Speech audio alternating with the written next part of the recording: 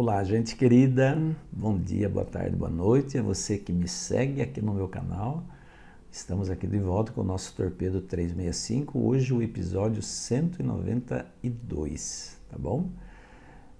Quero agradecer a você que já é inscrito no canal, você que não é inscrito, se inscreva, tem a opção também de você ser membro apoiante do canal, basta você aderir aí nesse botãozinho, né? Seja membro, tá bom?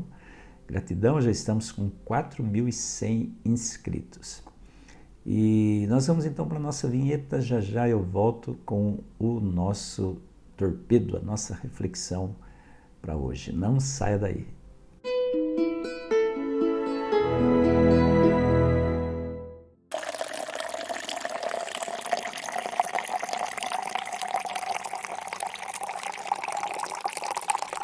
Muito bem, hoje nós vamos continuar nossa reflexão em Mateus 27. Mateus 27 é um capítulo que descreve, assim, com muitos detalhes, né, sobre todo o sofrimento das últimas horas ali de Jesus, quando ele foi primeiro entregue para os religiosos da época. Os religiosos da época, pessoas que diziam servir a Deus, né? Principalmente os dois sacerdotes, sumos sacerdotes, Anás e Caifás. Esses homens eram estupidamente cruéis, né? Depois de torturarem psicologicamente, fisicamente Jesus, eles entregaram Jesus a Pilatos para que Pilatos oficializasse as crueldades que eles então iriam fazer com Jesus, ainda maiores, né, do que já tinham feito a partir da entrega deles a Pilatos. Pilatos, depois que interrogou Jesus, nós vimos isso no torpedo de ontem, ele pediu uma bacia com água, lavou as suas mãos e disse: estou inocente do sangue desse justo. Olha só, estou inocente do sangue desse justo. E a responsabilidade é de vocês, disse Pilatos. E aí o povo gritou, né? Que o sangue dele caia sobre nós e nossos filhos. E esse pedido se cumpriu. Esse pedido, que o sangue dele caia sobre nós e nossos filhos, esse pedido se cumpriu. No ano 70 da nossa era, na destruição da cidade de Jerusalém pelos romanos, esse pedido se cumpriu. O sangue de Jesus recaiu realmente sobre aquelas pessoas, aqueles homens e os seus filhos, que estavam dentro da cidade por ocasião da destruição da cidade. Jesus já tinha alertado isso numa profecia, quando ele disse assim: quando vocês virem, né, o abominável da desolação, né, quando vocês viram o exército romano cercando a cidade, os que estiverem na Judéia fujam para os montes. Os que estiverem sobre a casa não desçam pegar nada, já fujam dali. Jesus tinha dado um sinal para eles, né? Porque você pode perguntar, tá, Jerusalém foi destruída no ano 70, praticamente toda a população passou ali ao fio da espada dos romanos. Mas e as pessoas inocentes? Os inocentes creram nas palavras de Jesus. Jesus tinha dado um sinal para eles. Olha, quando vocês virem essas coisas acontecer, fujam daqui, fujam da cidade. O que aconteceu? O historiador Joséfo, ele diz que os soldados romanos cercaram a cidade, ficaram vários dias ali naquele cerco, muitos começaram a morrer até de fome, tá? Mas um dia, sem nenhum motivo, sem nenhuma razão concreta, aparente, o exército se retirou. E o fato do exército ter se retirado ali do cerco da cidade era o sinal que eles deviam acreditar. Era o momento de irem embora, de deixar a cidade. Aqueles que creram nas palavras de Jesus deixaram a cidade naquele momento. Eles foram embora dali. Porque eles entenderam o sinal. Os soldados se afastaram, agora é a hora da gente vazar daqui.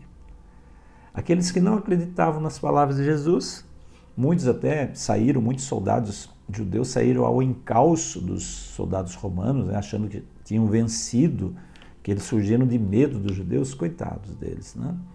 Os romanos voltaram depois, muito mais fortes, aí eles fizeram aquele cerco definitivo, e aí eles realmente, quando Jerusalém não estava mais suportando de pressão, de fome, de sede, comida toda tinha acabado, eles, quando se arriscavam a sair de dentro da cidade para pegar alguma coisa fora, eram mortos pelos romanos, e se conseguiam voltar com alguma comida, os próprios compatriotas matavam eles dentro da cidade, com a moral lá embaixo, né? Nesse momento foi que Roma invadiu Jerusalém. Os soldados entraram e o Flávio Joséfo, que é um historiador da época, ele diz que o sangue corria nas ruas como enxurrada. Foi muito triste. Mas era o pedido que os judeus tinham feito, né? Que a culpa recaia sobre nós, que o sangue dele caia sobre nós e nossos filhos. Agora eles estavam colhendo aquilo que eles plantaram 37 anos atrás, né? Porque isso aconteceu no ano 70. Tá? Aí a gente fica pensando assim, né? Muitas vezes a gente se apega com a frase Deus é amor, e Deus é amor. E graças a Deus pelo amor dele por nós. Mas Deus também é justiça, e às vezes não nos interessa saber que Deus é justiça. Para nós basta saber que Deus é amor, porque é mais cômodo, é mais conveniente. Mas Deus também é justiça, não vamos esquecer disso. Aquilo que nós semeamos, nós vamos colher. Então, se nós semearmos bondade, nós vamos colher bondade. Se nós semearmos perdão, nós teremos perdão.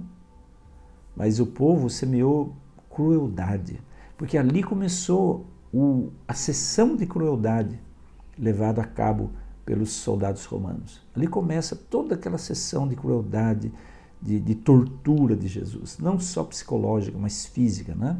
Diz a Bíblia que tiraram-lhes as vestes, tiraram as vestes dele, colocaram um manto vermelho, colocaram uma coroa de espinho na cabeça, um caniço, como se fosse um cetro real na mão, e cuspiam nele, batiam na cara dele, batiam na coroa com aquele caniço e diziam: profetiza-nos sobre nós, rei dos judeus, quem é que te bateu? Zombaria total a respeito de Jesus. E tudo aquilo, gente, é feito por homens que tiveram oportunidade de crer, né? Tiveram oportunidade de aceitar Jesus como seu Senhor e Salvador, mas não fizeram, né? Foi assim uma sessão tremenda, a noite toda, né, de tortura. As forças de Jesus já estavam esgotadas. A noite toda apanhando açoites. Os soldados romanos não economizavam crueldade. A legião romana, né, uma legião de soldados romanos, era muito cruel. A legião era muito cruel. Homens duros, acostumados com tortura, acostumados a invadir terras estrangeiras, estuprar mulheres, matar crianças. Eram esse tipo de homens que estavam ali torturando Jesus.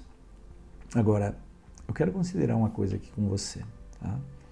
Aliás, duas coisas. Primeira delas, Pilatos considerava Jesus justo. Tá? Eu sou inocente do sangue desse justo, disse ele quando lavou as mãos. Por que ele mandou açoitar Jesus se ele achava que Jesus era justo? Simplesmente por uma coisa um erro no qual muitas vezes nós também incorremos. O erro de querer agradar a maioria, querer agradar a multidão. E eu vou dizer uma coisa para você. Aquele que quer agradar a Deus, em algum momento vai desagradar a multidão. Pode ter certeza disso. Tá? E outra coisa interessante que eu quero considerar com você. Né? Esses dias eu estava vendo uma entrevista, uma conversa, um bate-papo no programa Linhas Cruzadas da Rede Cultura. Estava lá a Thaís Oyama e o Luiz Felipe Pondé. Eu gosto muito de ver os dois, acho eles muito inteligentes, né? Mas eles estavam falando de Jesus, da existência de Jesus. E eles deixaram bem claro, nós estamos falando de Jesus, o Jesus histórico, e não o Jesus religioso. E aí teve um momento que o Pondé até disse, não vamos considerar aqui a ressurreição. A ressurreição é outro departamento, né? Porque a existência de Jesus fato dele ter sido um líder, dele ter sido morto, ninguém contesta. Historicamente, todo mundo aceita isso. Qualquer ser humano racional com um pouquinho de conhecimento aceita que Jesus realmente existiu e Jesus viveu aqui nesse planeta. Mas aceitar o Jesus histórico é diferente de aceitar o Jesus religioso. Porque o Jesus religioso você aceita pela fé, eu aceito pela fé. Porque aceitar que Jesus nasceu, teve uma infância difícil, né, uma adolescência, uma juventude, um trabalho, uma missão, um ministério, que ele morreu torturado na cruz, né? Até aí é fácil, porque a história comprova isso. Agora, a ressurreição, aí já é uma questão de fé. Né? Aí já é uma questão de fé. Aí já muitos, quando chegam nessa parte, dizem que isso é conto da carochinha, é algo inventado, né, para criar todo um ambiente. Mas eu digo para você o seguinte, o grande desafio da nossa vida é aceitar Jesus como todo, não só o histórico, mas aceitar o Jesus que ressuscitou, que morreu, mas que ressuscitou. E aceitar Jesus, porque aceitar Jesus como Jesus que ressuscitou, é aceitá-lo não só como ser humano, não só como homem, mas é aceitá-lo também como divino, porque só o divino é que vence a morte. Você está entendendo? É ter Jesus como totalmente humano, mas ao mesmo tempo totalmente divino. Por isso que é uma questão de fé. Qual Jesus você acredita? Em qual Jesus você crê? O Jesus histórico ou é o Jesus divino? Fica essa pergunta aí para você hoje, tá? Para você refletir. Porque se você acreditar no Jesus divino, você vai admitir que você tem fé. E sem fé é impossível agradar a Deus. Né? Então eu desejo de coração que o Jesus divino preencha todo o seu ser, todo o seu coração, todo o vazio existencial que existe muitas vezes na nossa vida, tá bom? E que essa fé transforme a mim e a você, que nos tornemos pessoas melhores a cada dia. Fica esse torpedo aí para a sua vida, para o seu coração. Amanhã eu volto com mais uma reflexão aqui no meu canal. Até amanhã, se Deus quiser. Fique com Deus.